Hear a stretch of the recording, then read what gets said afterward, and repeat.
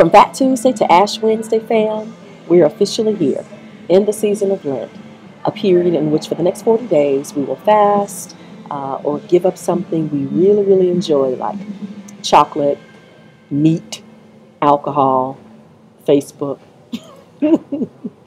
But instead of giving up something, may I encourage you instead to take off something? Take off your mask.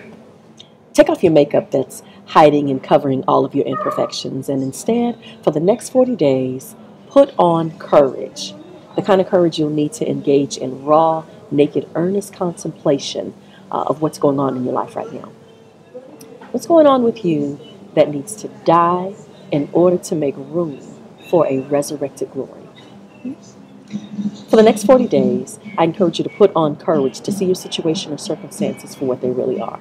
Now, to engage in this process of discovery, you need to do two things. First, get quiet. When we get quiet, when we unplug and get silent, it is amazing how we'll find that many of our answers are already with us. We just need to be quiet in order to hear them. So practice silence. Second, spend a day or several days if you can at a spiritual retreat center. I call them dedicated spaces, and that they are beautiful locations that are dedicated to the weary pilgrim who just needs to unplug for a bit. Now, many of these retreat centers facilitate workshops and small group gatherings, but you can also go as a private retreatant, which is what I usually tend to do. And I'll include a few video snippets of some of my favorite retreat centers. Finally, remember, fam, we are not pioneers in this journey called life. Many of us, when we look around at where we are or look at, what's happening in our lives, we may say, I saw all of this happening differently, or I prayed for it to happen differently, or I planned for it to happen differently. And yet, here we are, confused, but present. And to me, that's what the season of Lent represents. It is a commemoration of the confusion about how a good man who lived a good life could be dealt such a grave injustice.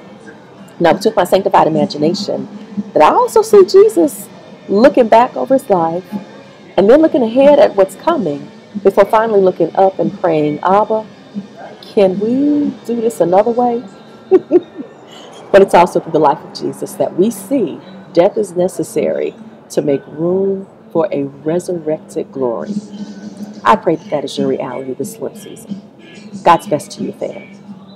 Many are the plans in our hearts, but only God's purpose prevails. Amen. And so be it.